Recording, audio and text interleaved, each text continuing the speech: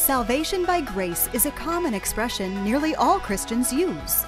But does every Christian understand the phrase the same way? This is something Luther struggled with early on and then throughout his career. Luther had been raised and educated hearing about God's grace. But what Luther came to realize is the understanding of grace he was taught was not what Scripture said.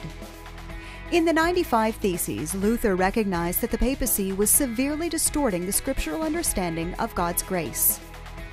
The Pope declared that God's grace could be received through the purchase of a simple piece of paper issued by the Pope. The confusion was increased when people were taught that God's grace could be received in greater or lesser amounts. Purchasing an indulgence meant you received the highest level of grace.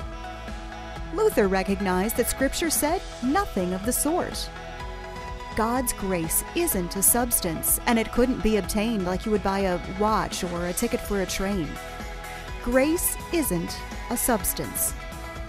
Luther understood that all of Scripture is telling us grace is God's disposition toward us.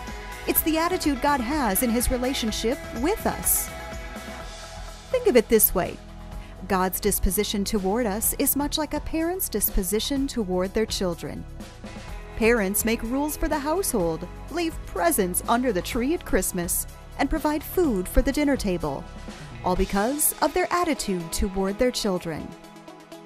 Now let's return to that common expression, salvation by grace, and what it means. Simply put, it's the disposition and favor of God that brings us salvation.